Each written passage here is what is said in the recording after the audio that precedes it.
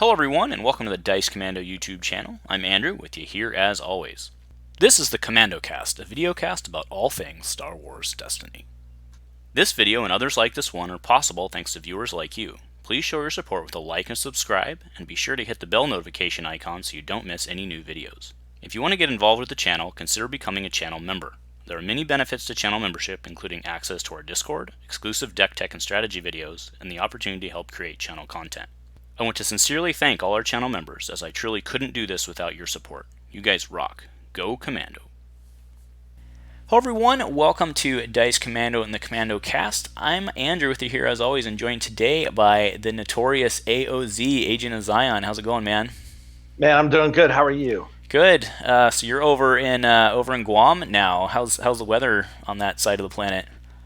So 50% chance of rain, and it's going to be a low of 70, high of 93, but it'll always feel at least 85. So 100% of swamp rear, huh?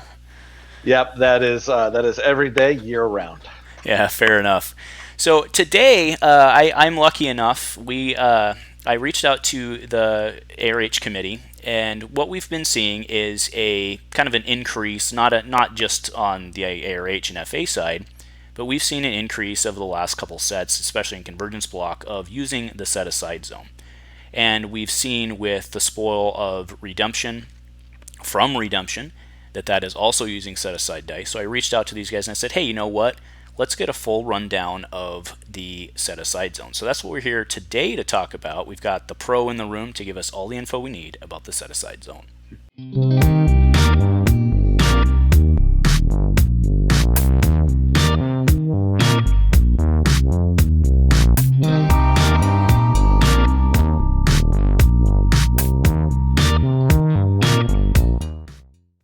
All right, guys, thanks for joining us today, and Agent, thank you for joining us as well to bring us up to speed. So what I wanted to do with you first was kind of everyone understands the SetAside Zone. I mean, well, or do they, right? I think that's the question. Fundamentally, I don't know that the SetAside Zone is that complicated, but there's a lot of funny stuff that kind of comes out of it. So that's why I wanted to sit down and talk about it. So go ahead. Let's start with baseline framework. Like, why do we have a SetAside Zone? And there's two kinds of SetAside Zone. In terms of game mechanics, it's everything that's not in the game. All right, you have your game, and then you have the entire world around you, and a small set of that world around you is defined as the SetAside Zone, where tokens come from, where dice come from, stuff like that. So it's connected to the game, but it's not in the game. And one of the reasons we have the SetAside Zone is to just get rid of stuff out of the game that we never want to worry about again. So we go set this aside. You don't have to worry about, well, if this card ends up in the discard pile, we could play it again somehow, some way. Or if this card goes back to somebody's hand, no, you just set it aside and it's gone. The second thing that we use the SetAside Zone for is to kind of frame the game itself. You can conceive of some situations where in a tournament, if I were to sit down across from somebody and I see them pull their deck box out and a couple dice slip out and they're force wave dice, and I'm playing a very wide deck and I have Vandalize, and I may be tempted to Vandalize a Force Storm that I see on the table. But if I see those force wave dice, I'm thinking to myself, oh, I gotta wait. I can't deal with force wave. I can just absorb the Force Storm. I gotta wait. And lo and behold, after the game is over and I lost with that Vandalize still in my hand, I find out that man didn't have Force Wave in his deck at all. All right, so we have to define those kind of angle shooty, not really cheating, but faking your opponent out through outside game information, outside game materials. We need to put a lid on that. And also, you don't want to deal with somebody at a tournament carrying around a 60-pound Pelican case, digging through his collection to find a die that he needs. You want the SetAside Zone to have the dice he needs for his deck, the cards he needs for his deck if they're in the SetAside Zone, and that's it. They're readily available. They're easy to grab. Mm-hmm. So it keeps tournaments running better. It keeps play more fair, and it prevents other angles of people trying to gain an advantage that doesn't really have anything to do with the game at all. Yeah, that's an interesting perspective you bring up from the fake out. So thanks for bringing that up. That's actually a really good point. So I kind of wanted to, for those of us who are veterans, you may remember that, like yourself, you may remember that the SetAside Zone wasn't originally a thing in the game, right? It popped up about was it after Spirit of Rebellion, or was it midway through Awakenings? Either way, it was Hyperloops, right? Yeah. I shouldn't say Hyperloop. It was the Hyperloop combo Yep. where they decided to remove it from game and created the SetAside Zone. Is that accurate? I have a really hard time kind of nailing down exact RRG changes to a specific point in time. I know there was a big change after Legacies to define what you could and couldn't bring to the table. There was a very, very brief period of time where you could bring, if you had Cunning in your deck, you could bring, say, a battle droid in your set-aside zone, so you could use an opponent's Separatist landing craft. And there was a change there to define that is no longer allowed. Right. Okay. Then that's okay. So you already touched on that. That's actually one of the fringe examples I had, because after we get through this, right, what we're gonna do is I'm gonna ping you with some weird one-off examples to helpfully get people to understand it. So the big question I have then for everyone is, what then am I allowed to, now this is it's already on the screen right now, I'm showing the rules, right, but what am I allowed to bring to the game in my set-aside zone? Simple conversational English. You can bring what your deck defines you as being able to bring. If a die is referenced by a card in your deck, or if a die belongs to a card in your deck, you are allowed to bring it. If cards are referenced by cards in your deck, or plots or characters, then you're allowed to bring them in your set-aside zone. But you can't go off the rails and bring stuff that you think you might want or might need. Okay, very simple answer. So let me ask you this then.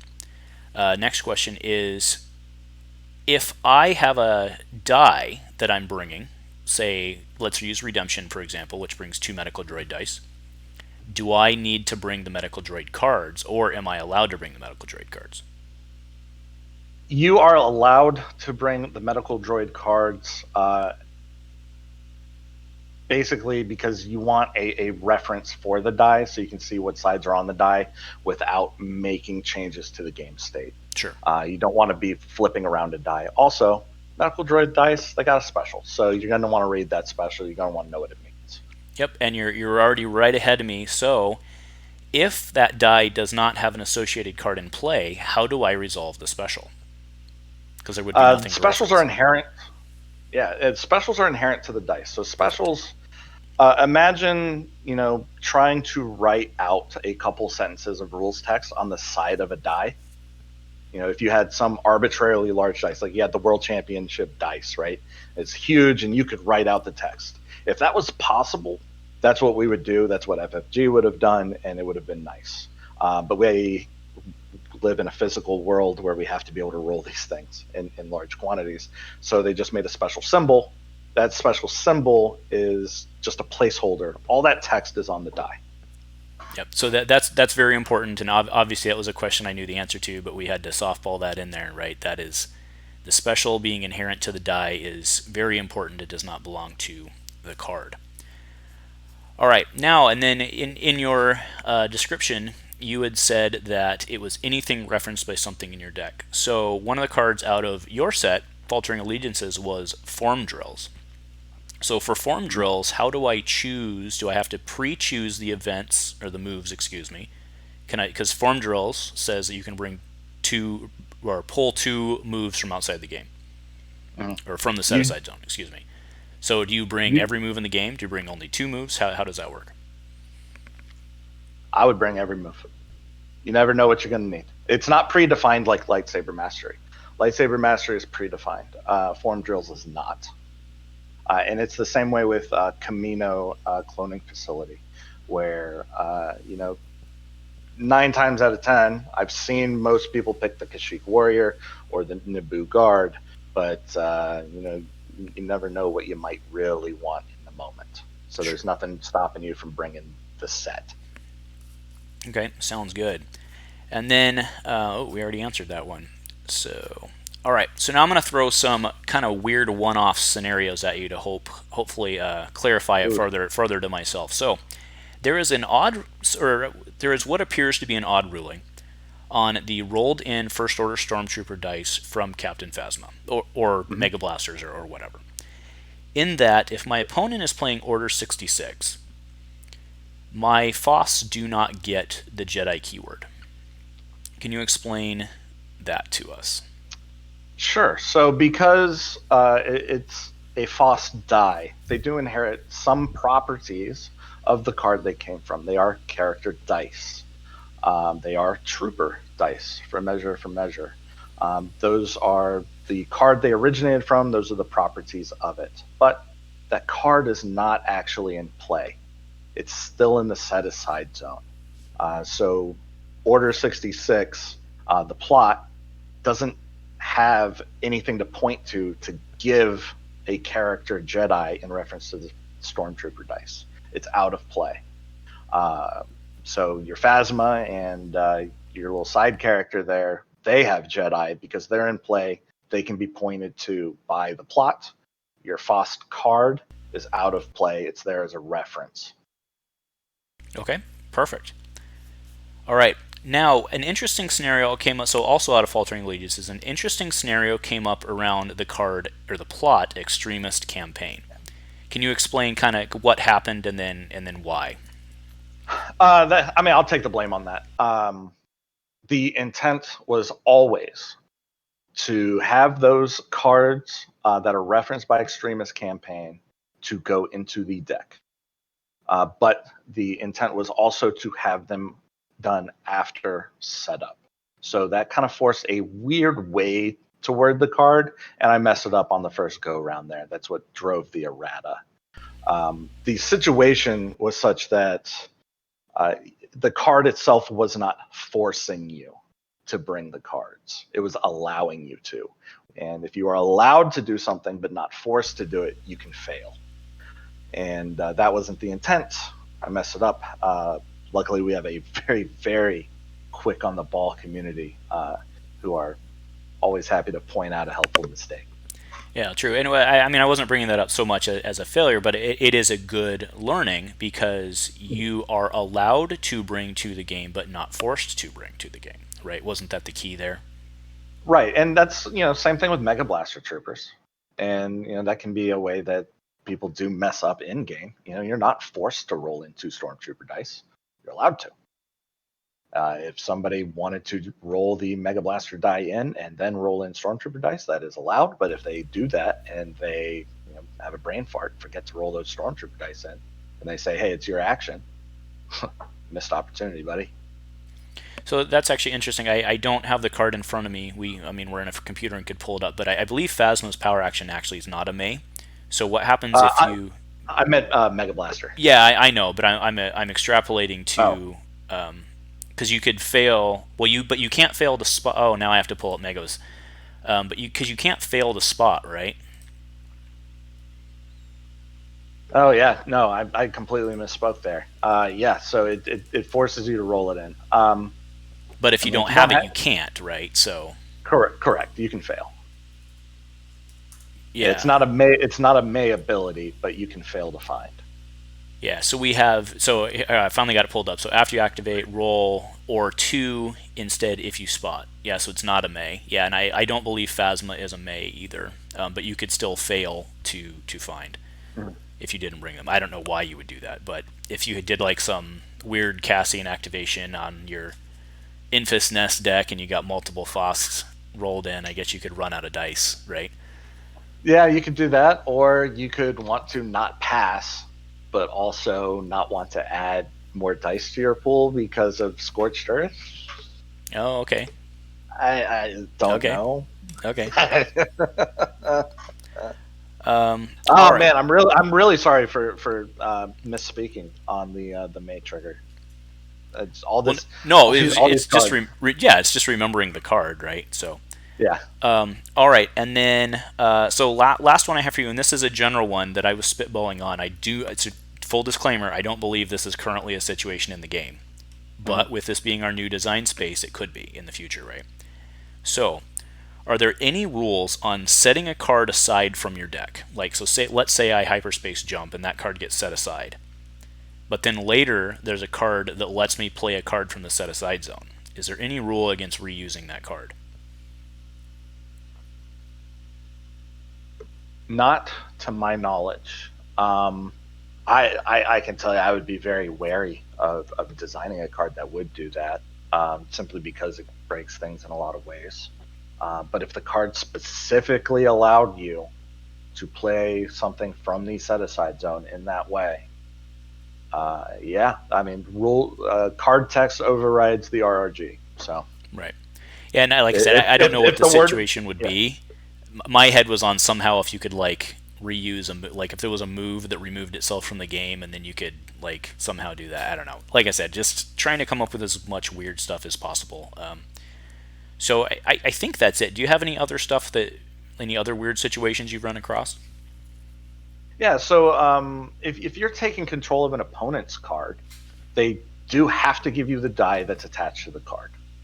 All right, it's a rule that you have to bring associated dice for cards in your deck, and that even applies for multiple copies of a unique card. All right, so let's say you play Qui-Gon Jinn's lightsaber, and someone steals it through some card effect, or they play it out of your deck or whatever. You have to give them the die. Because that's a thing that could happen.